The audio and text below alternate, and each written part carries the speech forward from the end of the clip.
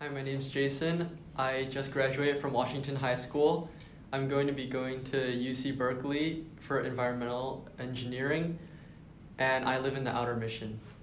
My name is Kelly. I also live in the Outer Mission, and I'm currently a senior at Galileo High School.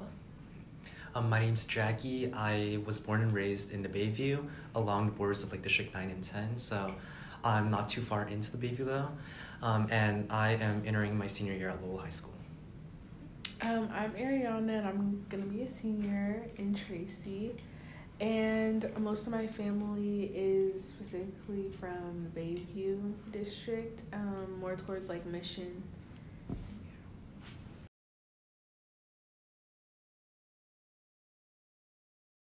I live in the Outer Mission, and it's primarily single family homes around my area.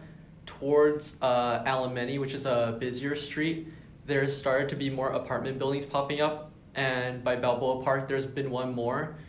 And the business districts on Mission and Geneva, a lot of the businesses are the same ones from 10 years ago, so they've been doing well. And transportation, those same bus lines have been around, so not much change in my neighborhood. I can kind of go after that. So my parents first immigrated here from China. They bought a house in Emeryville. It's across the Bay Bridge. It's in Oakland. And so after that, they actually ended up selling it and moving to the Excelsior district, which is really close to where I live now.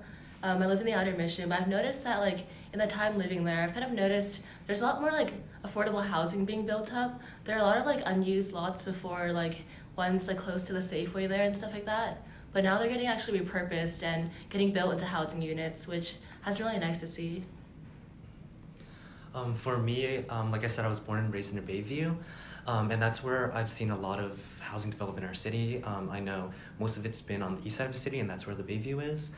I've lived primarily in one or two homes in the Bayview, so I haven't moved often. And most of I guess it's a mix of taller buildings and also single family homes in the Bayview. And I think especially in the Silver Terrace area, we've seen a lot of development, we've seen taller buildings. And in the Hunters Point area too, there's a lot of development there. And in terms of the businesses in the area, I think I've seen businesses come and go, whether they're supermarkets, there's ice cream shops. So I think it's a mix. There's also ones that have been in the neighborhood for a while and that continue to be doing really well. Yeah, I can agree with Jackie. There's been a lot of construction and more apartments and affordable housing in the Hunters Point area. And in Bayview, I see that across the street from my grandma's house, they did build a new a multi-use industrial building, so I feel they maybe do need to have a little bit more housing. But other than that, it's a good amount of housing.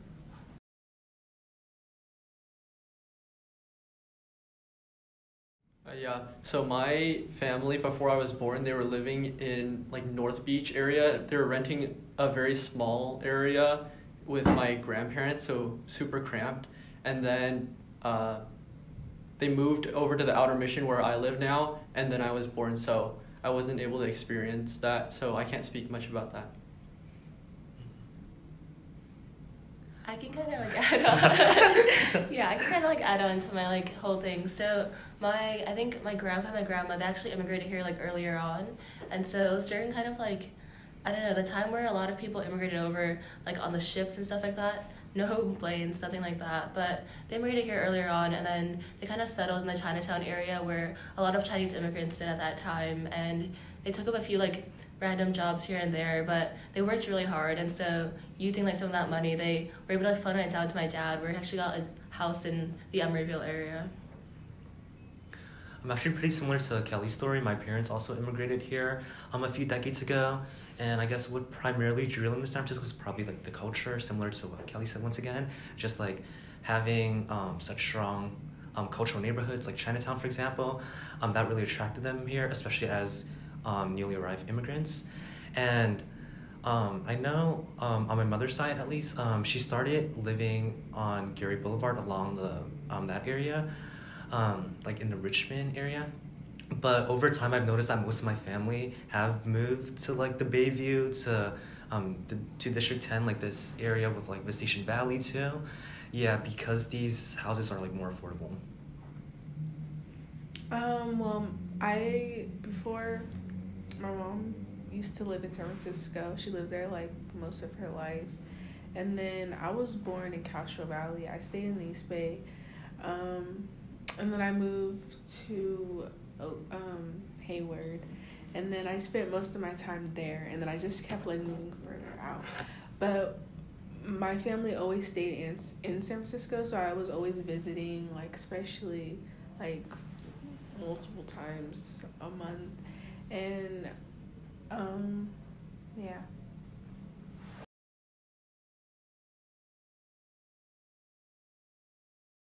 Actually, that was part of the reason why I would move further out, because it kept getting more and more expensive. And my mom moved away from San Francisco too. And yeah, so I think the price is like really increasing a lot. Yeah, definitely agree. And I think, like I said before, I feel like the prices increase like it's not proportional. Like every neighborhood doesn't increase at the same rate. So we have some neighborhoods that are that have housing prices that are way higher than others, and that's why most of my family, at least that have stayed in San Francisco, they have moved to like cheaper or like more affordable neighborhoods like the Bayview and Visitation Valley. But I also have family members who have left the city for other cities around the Bay Area, whether that's San Mateo or San Bruno, and also have family who've moved further out east, like Sacramento. And I've also seen teachers. I've also seen other neighbors who have moved and relocated because it's because housing prices have rose so much. I can kind of like add on to that from my own like personal experiences. And so, like I said earlier, my parents did end up like selling the house in Emeryville, and they wanted to move back into the city because we like our entire like lives were kind of like in the city, and so commuting across the Bay Bridge was really just tiring. I know it was a lot of driving every day for my parents, and so we wanted to move in. But then in the like I guess time span between selling the house and finding a new house in SF, that was when prices like really rose up. Like that was kind of like way before the pandemic, but it was like the time where like a lot of like middle class families are getting priced out of even like neighborhoods like the Outer Mission or Bayview. And so during that time, I just kind of, even though I was like really young, I was still in like middle school and stuff like that, I kind of saw the fact that like so many of these houses, like their prices were rising, but the incomes of the families that wanted to live in them, they weren't rising nearly as high. And so I kind of saw like these houses go from like, even going to open houses, I saw that like before it was mainly like normal families going there, but later on it became more like investors going there, and I saw more like foreign investors like sending like people out there to the open house. And so like even though I was so young, I got to see like the market in SF just go crazy, I guess. Yeah, so my family bought our house in 2003, so that was before the economics got really expensive in San Francisco. So I think nowadays it's like if you're gonna make a down payment on a house with like middle income in your family, it's like super difficult. But then back then it was actually a reasonable choice. So it's like making more types of housing available would really alleviate that burden of trying to get property but not being able to afford it. So like affordable housing, some like market rate, and also like the the transitional housing for unhoused people.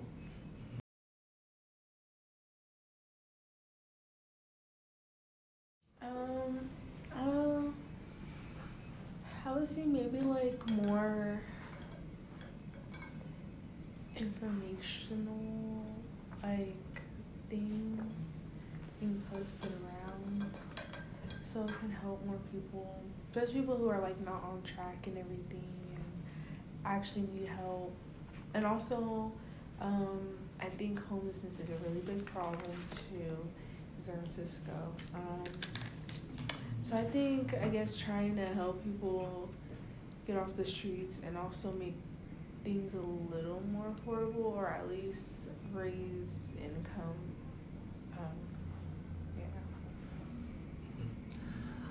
For me, I think when I heard the question, I mostly thought about public spaces, public services, and personally, I think I found having, for example, like a public library nearby really important. Having open spaces like parks, areas to just jog outside or spend time outside, that to be really important too, as well as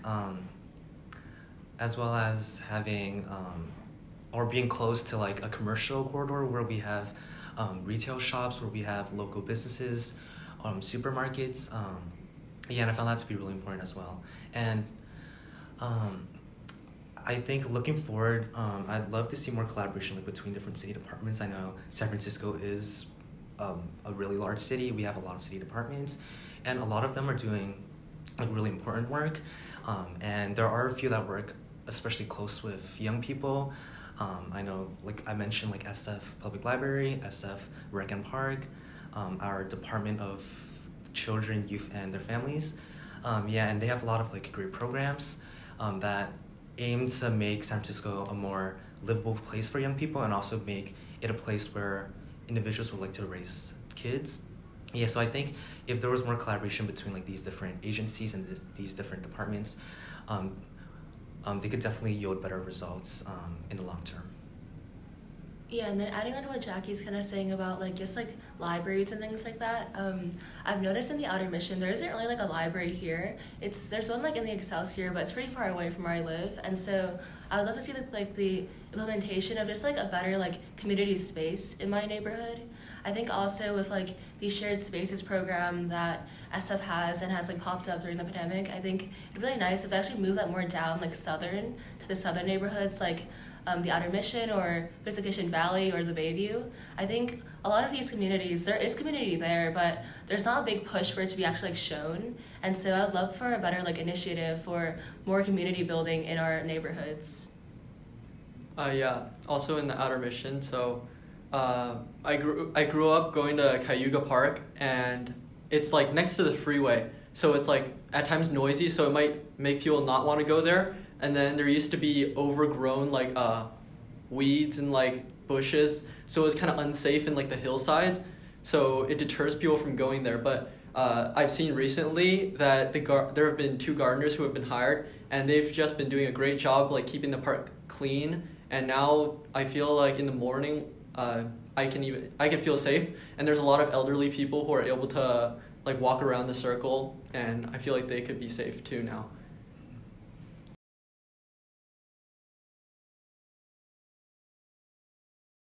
Usually I would drive, but more recently I've been like taking BART and the Muni. I really do like the Muni because it is really convenient and it does run really frequently.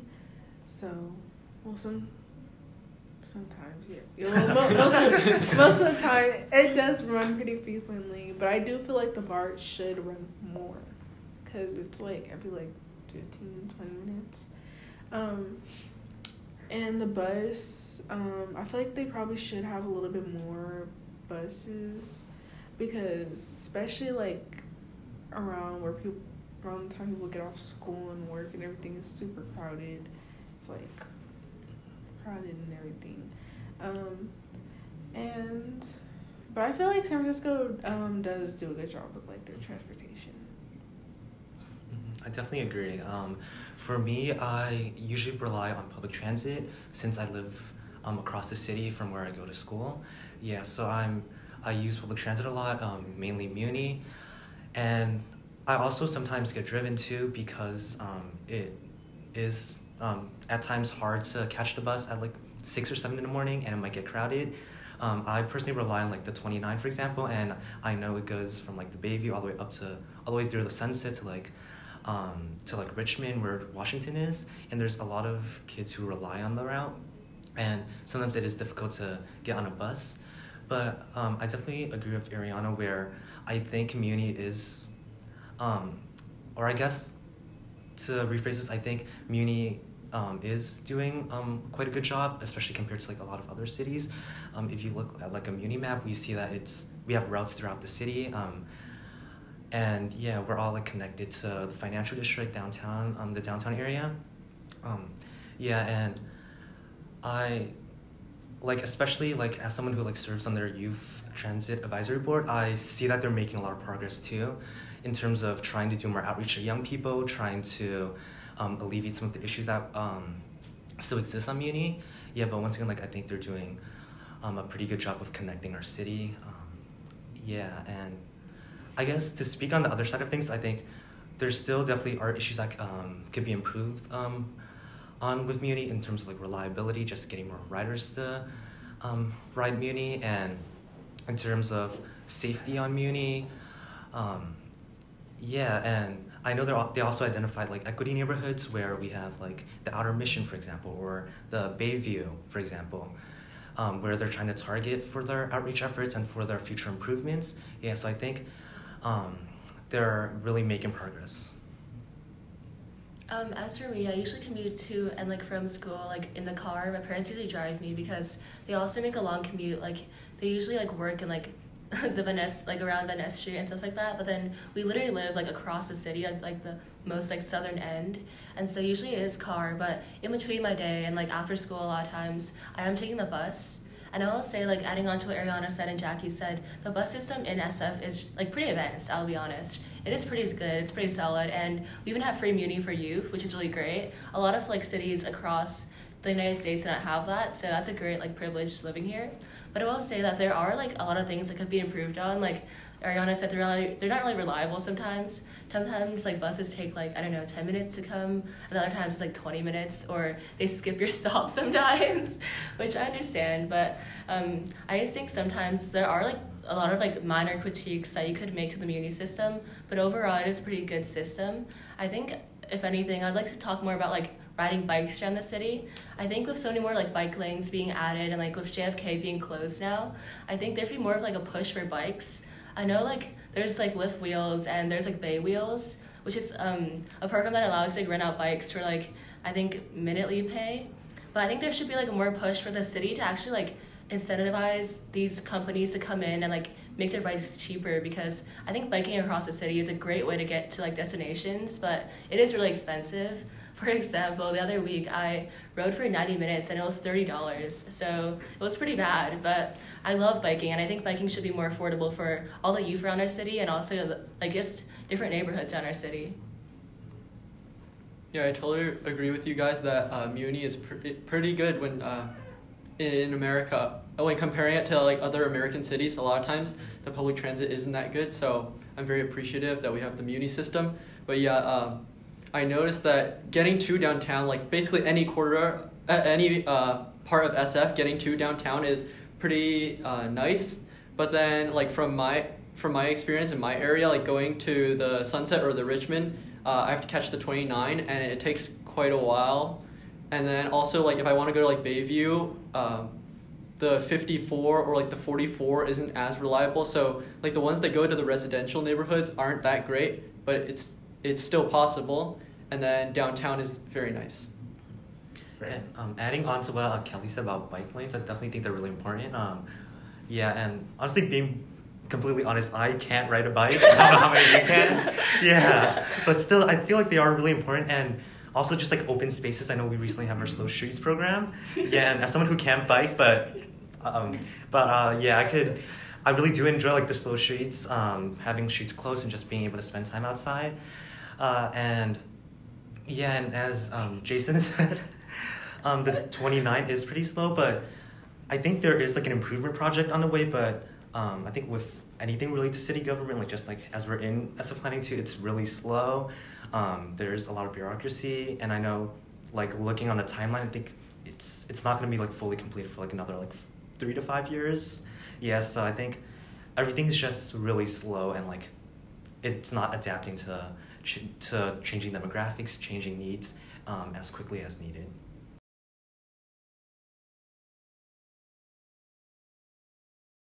I can kind of start. So I went to school at Marina Middle School, and also I go to Galileo now. So it's like in that little district where it's like kind of the Marina. And I will say that the Marina is really like, there are a lot of like nice resources there for the community members, but I will say the same can't be really like applicable to my neighborhood.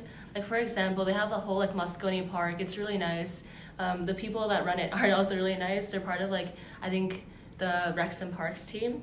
But I'll also say there's like libraries are really nice, and it's really close to the water, which is, I guess you can't really have that in my neighborhood because mine's like not all close to the water. But it's like the whole neighborhood in general. Just there's so many like nice like I don't know, wide streets, and there's like just a lot of like nice, I guess, like trees and like bushes like that. Where I can't really say the same thing for my neighborhood. But I will say that like after like going to school there for so long, I've like noticed a drastic change between the two neighborhoods. I could follow up on that. I also definitely do see a difference between different neighborhoods in our city. Yeah, like for example, like growing up in the Bayview, I've seen issues regarding like food access. I know a lot of the Hunters Point area is still considered a food desert, and we've had supermarkets close. But we're lucky to have the new like Lucky's Bayview a shop. But still, I think once again, like a lot of the Hunters Point area is still considered a food desert.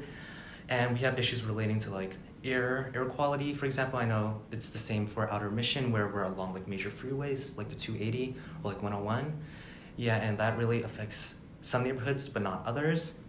And in terms of distribution of resources like for schools, I think that like disparities still exist too. For example, like I personally attended MLK Middle School before I went to Lowell, and MLK is in District 9. It's like right next to the Bayview. And while I was a student there, I've had the opportunity to serve in like different leadership positions, student gov, and like one example of like the disparities I saw was how we face large budget cuts. I know at one point when I was in my 8th grade year and like serving as student body president, we had, I believe it was like $300,000 in proposed cuts for our school, and it wasn't just MLK, where we also had budget cuts targeting schools throughout the southeast side of our city. We had like James Denman, James Lick, Visitation Valley, and yeah, I think these are just like examples of how disparities in our city are so deep-rooted, and it's ingrained in like different systems, including our education system, including the environmental aspect of things, and also just like other areas as well. I can add on to Jackie, like not just like the disadvantages in the southeast, but like throughout all public schools, like SFUSD is getting these like major budget cuts that are not very helpful when we're trying to improve the education of young people. So it would help if there could actually be more funding, because there are so many problems in schools that could be improved with some more funding. And neighborhoods that I think have more resources would be like the west side, because there's it's less packed, there's also better schools and like more green space, whereas like the northeast or like the southeast has more like dense, and there tends to be less of that, less resources, I feel like. Yeah, and do you want to add anything? Oh, I was just gonna say maybe like the Richmond area. It's like it's pretty decent. It's nice. Yeah, I was just gonna add to what Jason said too about how I feel like when we think of the major schools in San Francisco, or like major high schools at least, we often think of Washington, Lowell, Lincoln, Galileo. These are all schools on like the north side of our city or like the west side of our city. Even though there are large like youth populations in our other like sides, in our other sectors of our city, like the south and the east. Just think there are disparities still, and like Jason said, there are like a lot of it's relating to like just general budget cuts throughout the system too. Like at Lowell now, I definitely see that like we also are experiencing budget cuts. I know like recently, we had to cut a lot of our programs. And we're fortunate to have like a strong like alumni association and like parent teacher student association, which we're able to donate some money to our schools, but I also recognize that a lot of other schools don't have that privilege as well.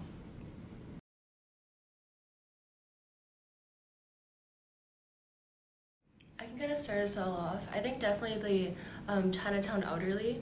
So a lot of them actually live in like single room occupancies where they're kind of sharing like a really small room with the entire building. They share the same like kitchens or showers and bathrooms. And I will say that like a lot of them have, I guess, just a language barrier.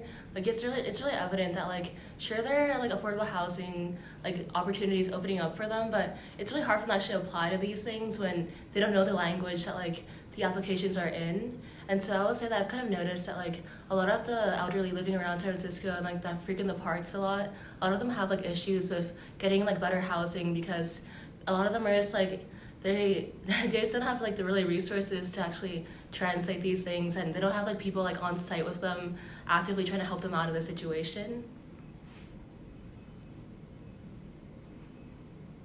I can definitely say like more people of color, they have a lot of like difficult time like being able to have like the same opportunities as like other like people who are more, I guess, different. And but I do think that the way they're placed, because more of like people of color are placed in like more what's it called, not so good areas, which I do think that should change. I feel like everybody should be evenly like have the same chance as other people. I was thinking that people coming into San Francisco, like maybe new immigrants with like a language barrier, or maybe like formerly like people who went to war back then, like former veterans, if they're coming back with like trauma, or like immigrants are coming with a language barrier, it might be hard to access like jobs, which are like one of the most important things to getting someone started in a good life. So I think maybe more resources for those communities would really help. Yeah, I definitely agree with what like all three of them said, with like newly arrived immigrants, veterans, and also communities of color. And I really like what Ariana said too, about how these populations, or like especially like communities of color, typically there are certain neighborhoods where there's higher concentrations of communities of color because of housing prices, because of affordability, and because of like the sense of community that provides them with. And I think adding on another key demographic is also like LGBTQ plus folks, and also formerly incarcerated folks who might be at a disadvantage or like at a higher risk for homelessness.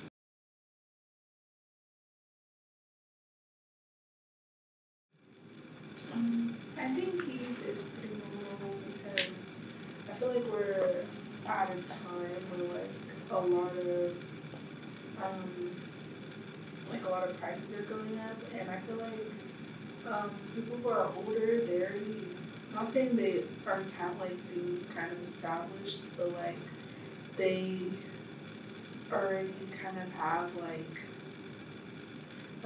some communities have their houses and everything, where it's like youth and everything, we still have to try to like get there now in this economy, which is there. I kind of want to add on to that. I think in the past, like you hear all stories about like people like buying their houses like a long time ago in like the Sunset for like, I don't know, $50,000 or like just a really like cheap price, you know. But now the same house goes for over $1 million, and so the income wages have not like adapted to how fast the housing market's rising in SF especially, and even like cities like Seattle or like Portland, like a lot of them across the coast, they're all just, the prices are going way higher than our incomes are going to match up to. And so especially right now, because I'm applying to college soon, I'm kind of bouncing between like picking a major that will make me a lot of money later on, or one that I actually enjoy doing, just because I do know that like money is, at the end of the day, we live in a capitalist society, right? So money is really important, and so if I really do want like to have like a comfortable life later on, I do have to like make that decision between pursuing something I'm more interested in or something that will get me more money. And I feel like a lot of youth are making that decision around me. As I'm talking to more friends and stuff, a lot of them are in the same like predicament that I'm in, and I feel like in the past it wasn't like that, and so it almost feels a little unfair that our society has gotten to the point where a lot of youth are feeling like more like the burdens of all the financial decisions they have to make later on are falling onto them. Yeah, here we go. And I was just thinking about like I've been asking my history class, like, do you think the American dream is getting harder? And that it made me think back to that. I think yes, the American dream is harder now because but like if someone's immigrating to America, the chances of them getting like a high paying job is not as high as someone who's already here, I feel like. So it's like with the housing prices even higher, and like Jackie said, the housing prices are higher, but the pay isn't much higher. So it makes the gap bigger, and it makes it much more difficult to get a property.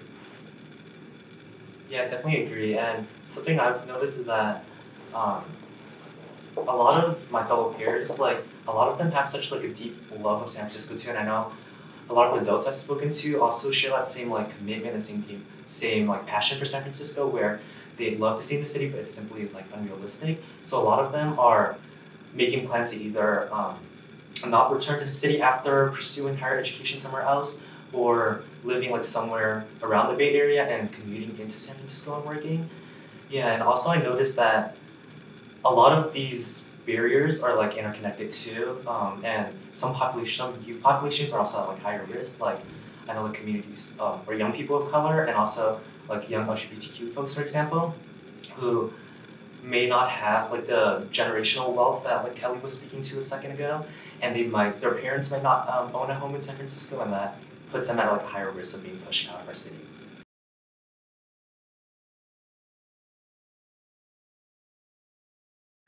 For me, I just love the community in San Francisco. I mean, I grew up in like Chinatown, and so I love just how like interconnected our community feels. Like growing up in North America's oldest Chinatown, it feels like our community has grown so much, and we've been through so much together that even though like when you're walking on the streets at times with my family, we often run into people that like we don't even really know, but like we've heard about them, and so my parents go say hi to them, and then they strike a conversation about like stories from back in China and stuff like that. And so it feels like our community is just so interconnected. Like a lot of times you see other people on the streets in Chinatown that you haven't seen in a long time, and then you talk to them for like hours on end. And so I just love how San Francisco is so like there's so many communities in it, but at the same time every community is so different and every community is so welcoming. Yeah, I can also add on to that. I feel like a lot of people are welcoming in San Francisco. A lot of people are like helpful, and I feel like I don't know. I just love I'm more of like a really city person.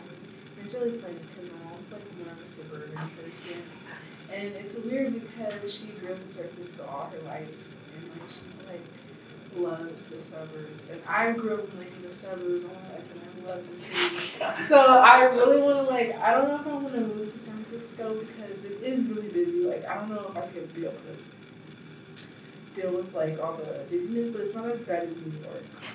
New York is cool, but I do love San Francisco. I love like all the traditions, and I love like all the I love the food too. The food's really good.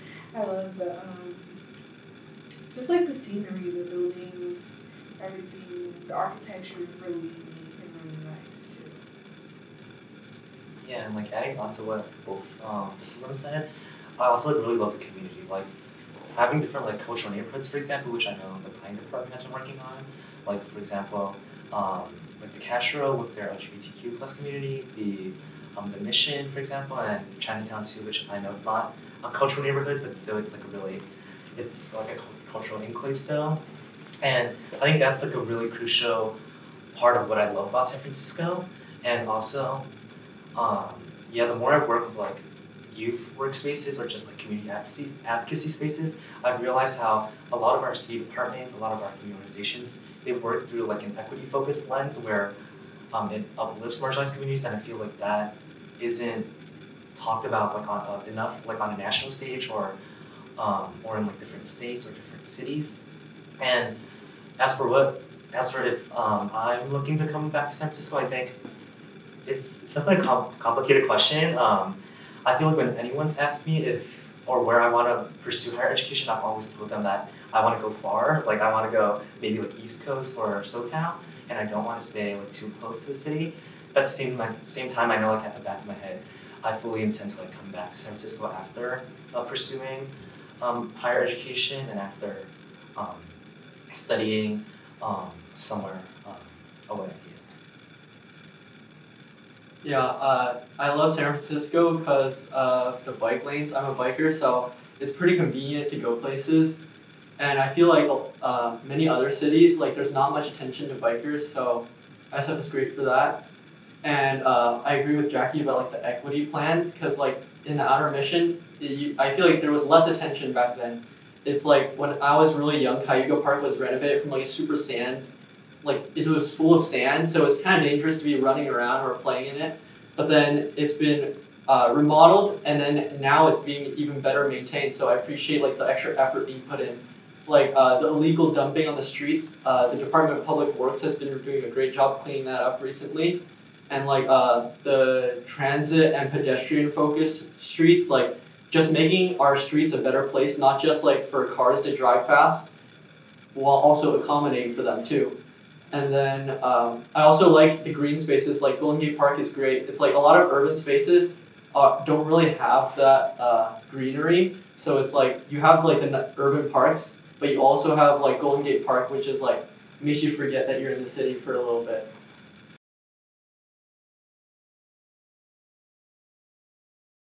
I can kind of kick it off.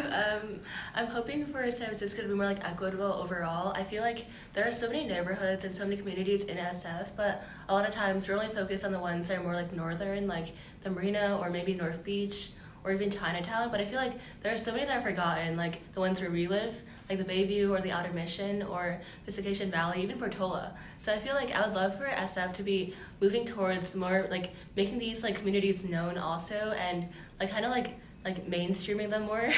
Just adding more libraries or adding like better like parklets also. I think parklets would be a great addition to all these neighborhoods I'm mentioning, because I feel like we also have like pretty nice weather around here too, and it would be great for like SF to take like advantage of that and to like push these communities more to like the tourists that come. Maybe they should explore neighborhoods too, you know?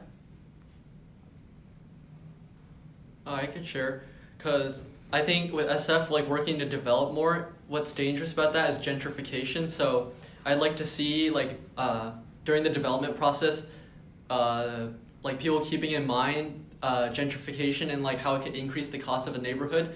So I'm not really sure how that works, but developers and like planners got to be really careful to not drive the costs too high, or else people will start getting moved out of their homes. On a similar note, I think I would love to see more development on areas of our city which historically haven't had much development. I know that's a major component of this housing element, like the newly updated one, and I vaguely remember like a statistic that was brought up in like a recent meeting with like the college interns, and I know some of us sat in on it, where like 85% of like the new housing units have been built on like the east or like the central area of our city. So we have like neighborhoods where it remains like single family homes and which haven't been developed much, and as a result we are stuck in a housing crisis, I think. Yeah, and seeing more development in these areas of our city would allow for more affordable homes, and I think that'll help a lot with reaching our goal of like 80 or 88K housing that we're trying to reach. And another area I'd love to see is just like continual work on our equity areas. I know once again like a lot of our city departments have adopted maps, and that just like identify areas where we're prioritizing some neighborhoods. So I would love to see more like work on that end to address some of the issues that these like neighborhoods are facing. I can definitely agree with Jackie. I feel like the housing, I feel like I would like to see it be more spread out instead of like mainly in just some areas. And then also I feel like the roads kind of need to be fixed a little, because there's a lot of potholes. There's like a lot. And then also the homeless crisis too. I feel like I do want to see that fixed as well. And